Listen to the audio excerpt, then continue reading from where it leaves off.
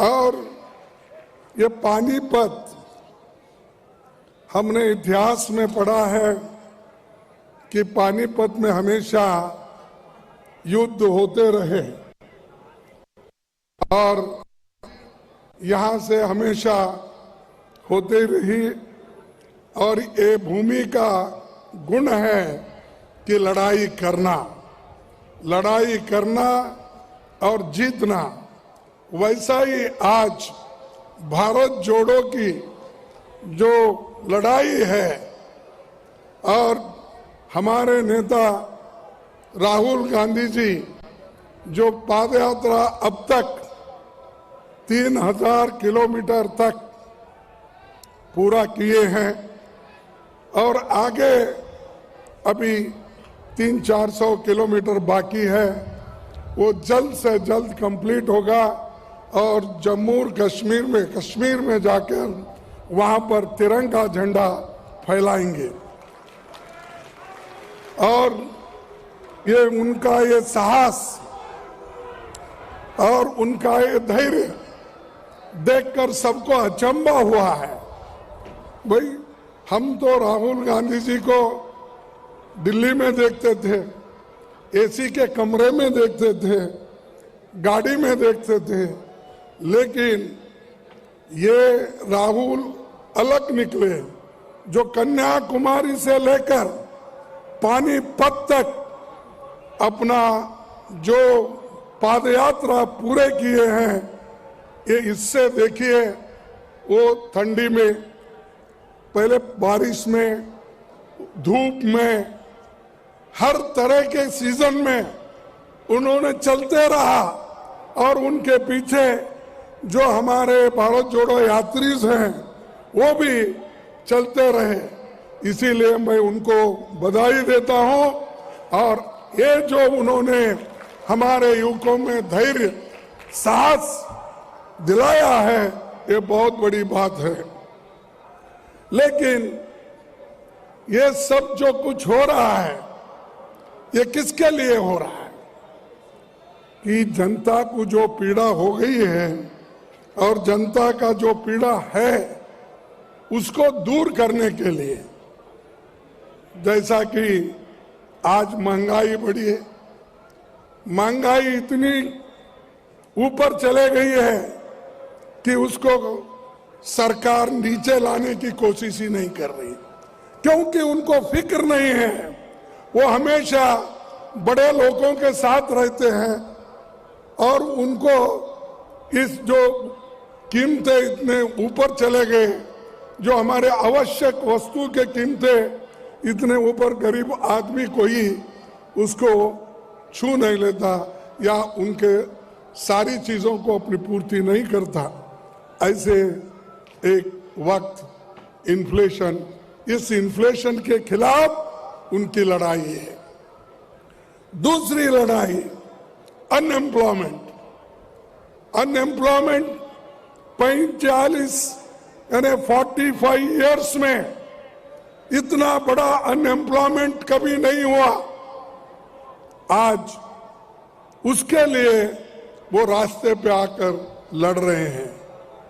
आज देखिए, हर जगह युवा डिग्रियां लेकर बहुत से engineers, doctors, MBA, MA, BA, B.Ed होकर रास्ते पे गिरे हुए हैं।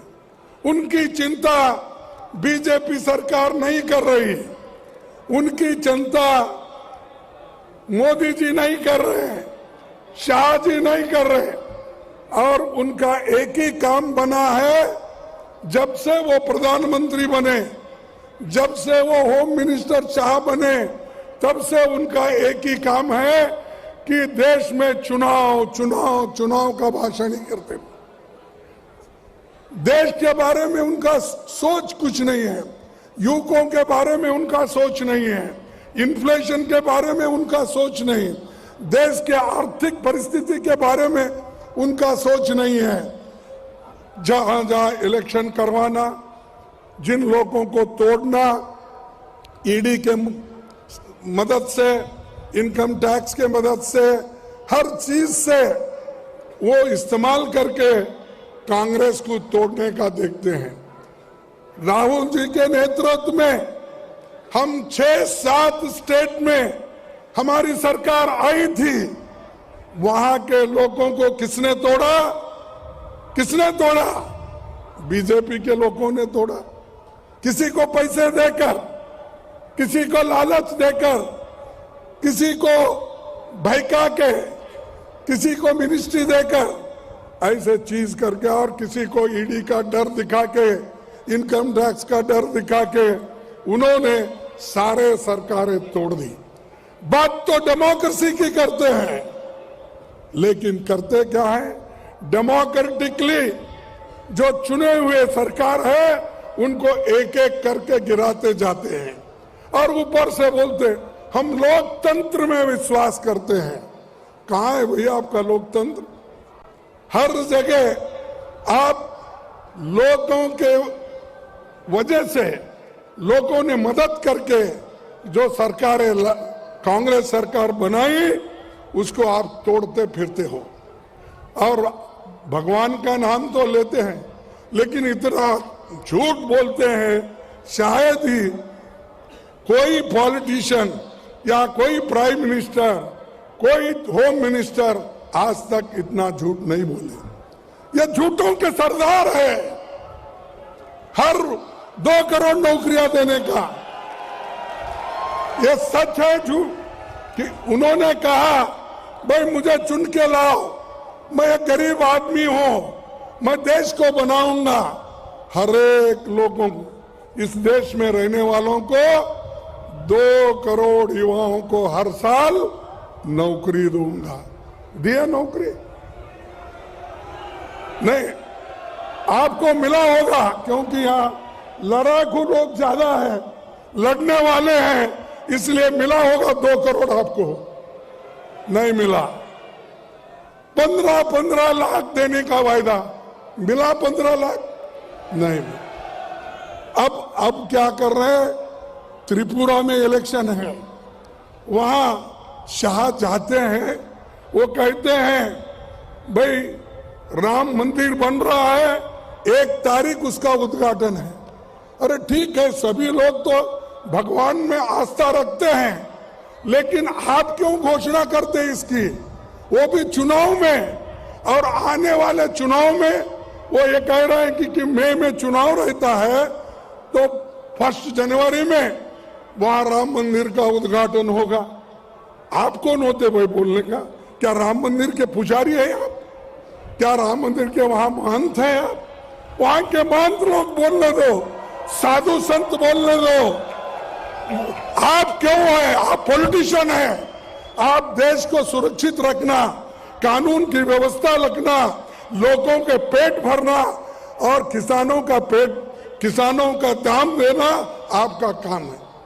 किसानों को भी बोले कि आपका दाम दुप्पट होगा दुप्पट।